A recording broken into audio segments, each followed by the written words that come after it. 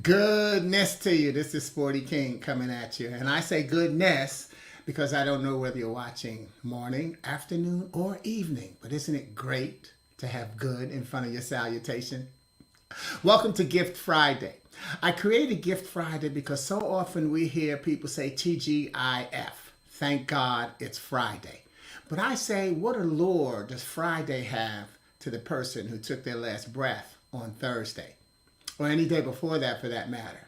So I've learned to use what I got through my scripture reading, and that is, it is good to proclaim your unfailing love in the morning, your faithfulness in the evening.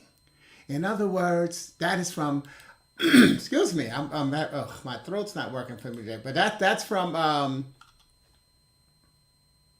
Psalm, I think 92:90. I got to double check that. But anyway, because of that, what I say is not TGIF, but TGIT. Thank God it's today. And then TGIT. Thank God it's tonight. Because that's what we need to be thanking God for. So with that, I added Matthew 5:34 that says, so don't worry about tomorrow, for tomorrow will bring its own worries. Thank God it's tonight. Today's trouble is enough for today. Thank God it's today. Matthew 6:34. Sometimes you got to misquote your scripture to get your scripture right. But that reminds us, if I give us another option, and that is if we take the T and TGIF and move it from the front to the end, we get TGIF. Trusting God is free. We just get another way of looking at TGIF. Trusting God is free. Think about it. What does it cost you to benefit from the most important gift of the day? Waking up every single day. So now if we move the T from the front to the end, we get GIFT, gift. God is for today. This is what we want to be giving God thanks for, the blessing of waking up every single day. And that's why I created Gift Friday. What I do with this broadcast is I use one of my original poetic messages and show you how you might use it, or give you some ideas of how it might be used in conversation to uplift somebody's life, including yourselves. Because you never know where the help is coming from, but you know that the help is coming. Today, on a 2018 panel discussion I had with a good friend of mine, Lisa Santiago McNeil, she used the term passing the baton. And it was apropos for our conversation at the time. And I tucked it away and let it marinate. Excuse me.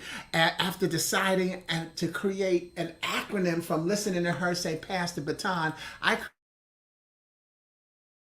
attitude, trust, obligations, and nerves. Because I was inspired by that night poetry reading that I had gone to with one of my new, I call him a young prophet, but he's one of my new nephews, Jah Smalls, and especially the sharing by a good friend of his, Obie West. Fantastic poets. Meanwhile, what I did is I created a poem in that genre, and I called the poem Passing the Baton. Passing the baton. Yet before I go into my meaning for each letter, let me first state that the true key in passing the baton is the willingness of the receiver to accept it. And I don't know that we give our next generation enough credit for their being willing to extend their hands, which actually takes me to the third letter of T for trust. And appropriate that the letter is in the middle of the word baton, because you have to build trust.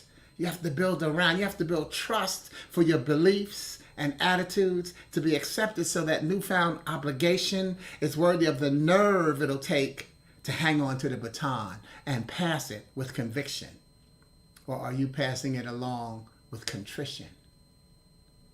Yes, let's go back to the beginning and ask ourselves if we're looking to pass along stale beliefs. Are you passing along cliches that you don't believe in? Are you still stating that you can't handle another thing on your plate, while comfortingly reassuring someone else that the Lord wouldn't give you more than you can handle? You see, you've got to pick one of those and make it a mantra so that you don't get stuck practicing what you preach when it's your turn to preach what you practice. And don't look now. Wait, no. Actually, come a little closer so that you can see that extra portion steeped on my plate. Bless me to realize that I deserve a platter. I make moves, not just sounds, when it's time to do things that really matter. Meanwhile, on that platter, I have a spot that I can stick a fork in my A attitude, because it's done more than my share of believing, grieving, receiving, weaving a wonderful web of positivity, power, and a clear purpose of my expectations when I release the baton. Because I expect and trust that it will press and rest in the palms with no stress, other than a confirmation that this vision of their future is precious cargo that goes around the lights and goes around lighting the... My bad, I have to go back because I'm not really finished with the B, because I have to ask if you even believe in yourself. Or are you living in a sea of regrets for the decisions that you made that put you in position to pass the baton? Don't hold that thought, combine it, and confirm that your B attitude isn't broken into 8 blessings that you no longer see as proclamations of happiness and grace. You see, if you don't see, we've got no chance in this race. Drop the baton and drop the mic. And please drop that look off your face so you can face the facts, the music, the direction we need you to go in to retrospectively add value to the legacy that you've been sent to send. So moving back on to the A attitude, I have to A, answer my own question with an A, assure you that not only do I believe in myself, I believe in you. And that's not me stuttering. It's my reminder that you are my brother.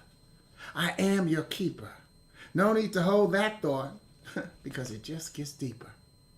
You see, your attitude touches lives with a domino effect of joy because happiness is contagious. And it's the only thing we want to be caught when we pass the baton. In my book, Morning, Noon, or Night, I have an inspiration that says, the truth is that our youth are headed in the right direction. Every generation wants to redirect the following one after they finally learn from their path. It can't be done. Let them walk their path and create the new vision. The time spent trying to stop them makes that path less clear and more obviously unattainable. So our attitude must be one of support, where we don't express by instead passing the buck of generational questioning of the seed we produced, even as we forget that we couldn't stand it when the buck was pushed on us. These damn kids of today will make it, sometimes because and sometimes in spite of the fact that they're related to those damn kids of yesterday who weren't supposed to make it, based on the lessons we had yet to learn. And yet we continue to keep our expectations HIGH,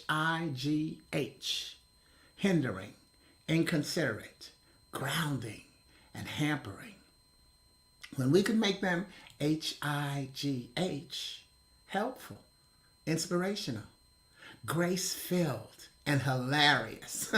Yes, we have to laugh at just how successful they'll be, rather than lament over what it'll cost, when all we really have to pay is attention as they mimic and mirror the steps we take, which honor our trust in our track record and excitement in our obligation to pass the baton. And on and on and on and on until the break of dawn. Yep, with a little old school flavor that seasons our recipe as palatable to their taste. Our obligation is to trust our attitude, to believe in and understand their pace. We have to be much obliged in the blessing that they're making mistakes while we're still here to catch them. and break their fall. The blessing to watch them get back up and make that same mistake until they don't, mistaking that pain which proves to be the lesson we preached, whose echo now spells it out. That we probably were their age and actually do understand. You see, we too were underestimated. And it was believed that the baton would bruise rather than beckon and boost our palm beyond our moderate imagination. We too had to stumble and fall before getting up the end nerve to run the race with laser focus, F-O-C-U-S, finding ourselves.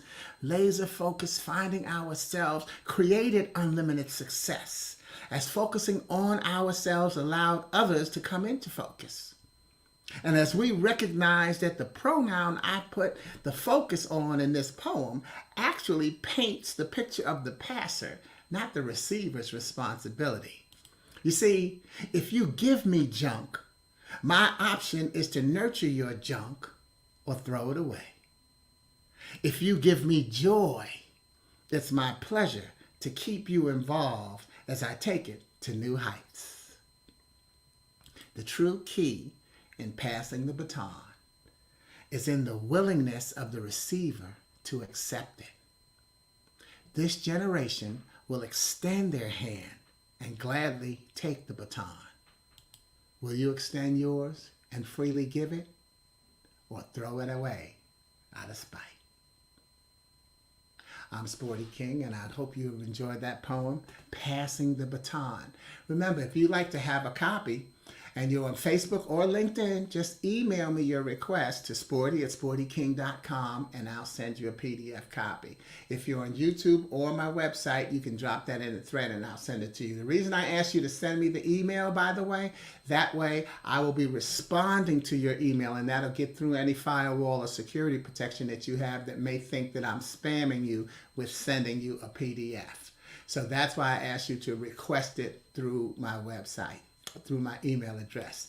Just remember, God is for today. And that's the good news, whether you're watching morning, afternoon, or evening.